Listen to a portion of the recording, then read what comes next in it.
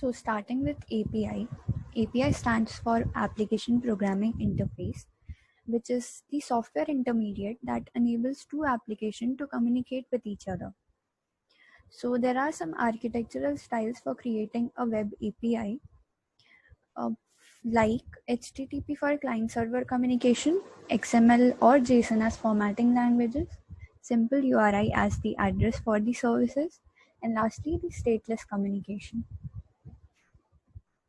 So our application is the combination of two architects of combination of Angular as well as Spring Boot framework. So the backend is totally based on Spring Boot framework. The MediKiosk application consists of 4 services: medicine service, doctor service, clinic service, and hospital service. So we start the backend process by using Spring Initializer.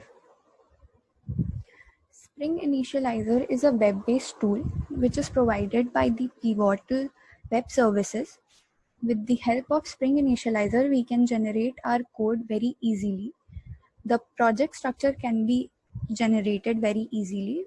So here we will be using 3 dependencies as Spring Web, Spring Data JPA, and H2 database.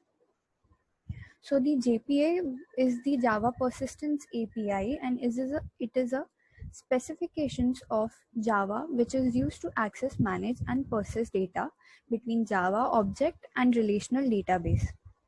So it is considered as a standard approach for object relational mapping, and it can be seen as the bridge between object-oriented domain models and relational database systems.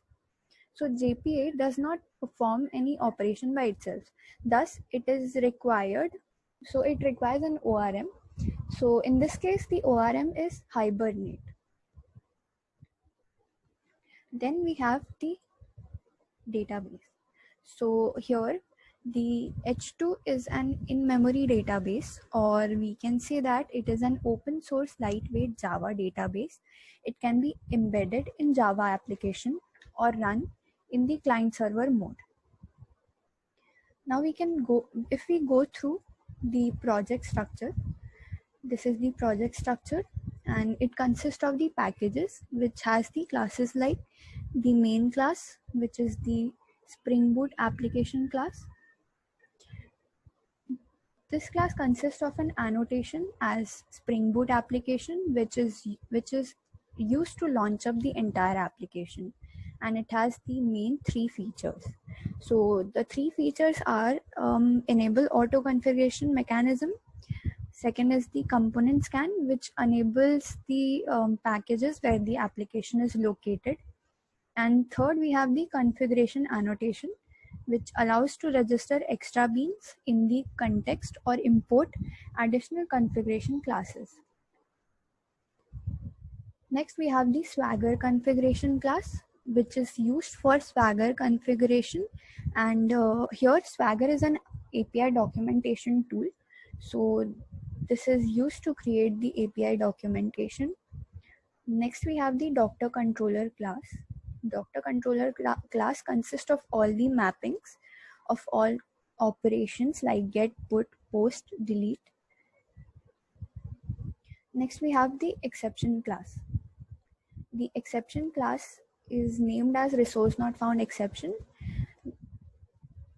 Next, we have the entity class. Entity class consists of all the attributes that has to be stored in the database. Spring Boot auto configuration detects that we are using an in-memory database, which is H2. So it configures that property to create the database table based on the entities.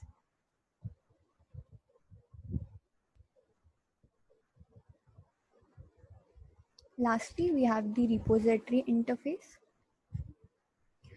These repositories are Java interfaces that defines the repository with all logical read and write operation for a specific entity. So if we run the application as Java application,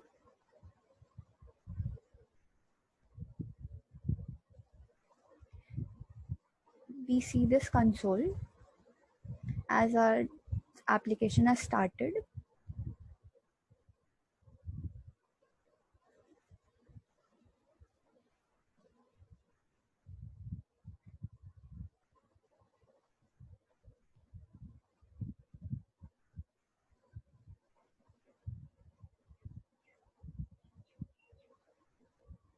So we can see that our application is running. It is started at port 8080,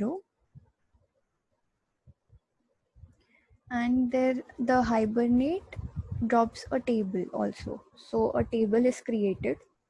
We can see that table using H2 console.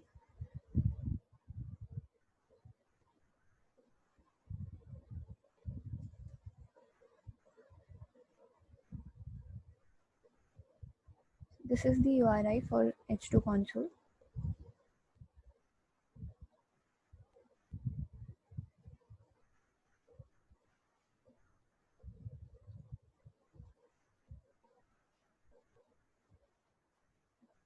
Here we can see the table is created and all the attributes are present. So if we uh, run the run, we can see that the table is created with all the attributes and data.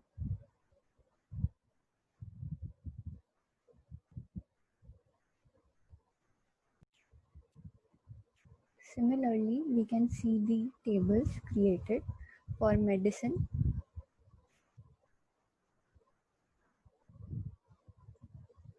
as well as clinic.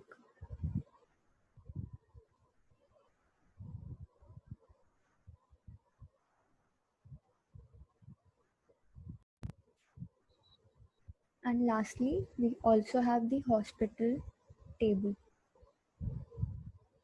Moving on to the code. So the Spring Boot makes developing RESTful services very easy, and using the Swagger makes documenting the RESTful services much easier.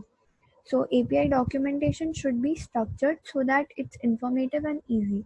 So we have a Swagger configuration class, and we can test the configuration by running the application or starting the application.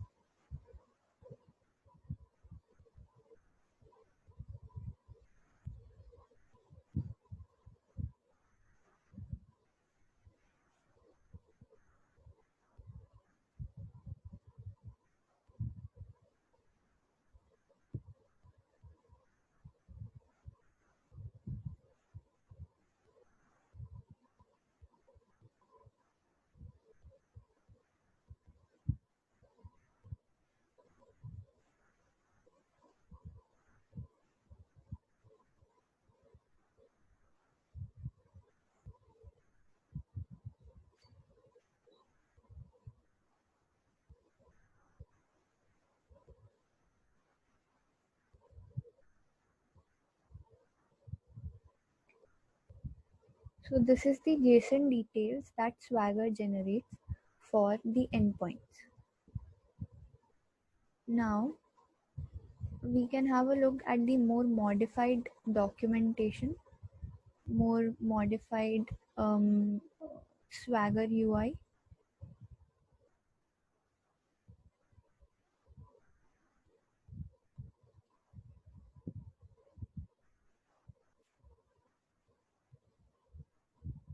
So we can browse.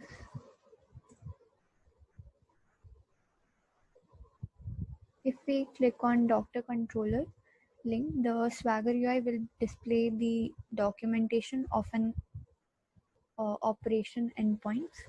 So here we have all the operations: get, post, get, by ID, put, delete. We can try it out.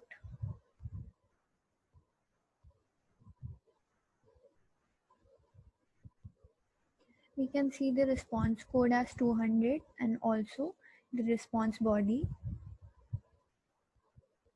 for post. We can try it and execute. The response code is 201. Get by ID. giving an ID as 2. We can see the code as 200, and the second ID body can be seen. Next is put.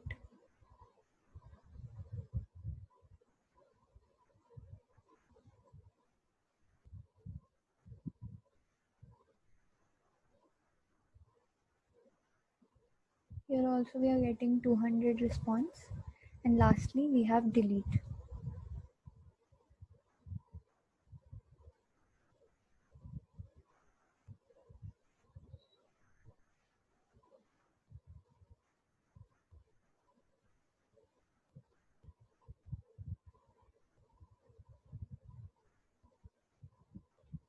So this was the API documentation using Swagger.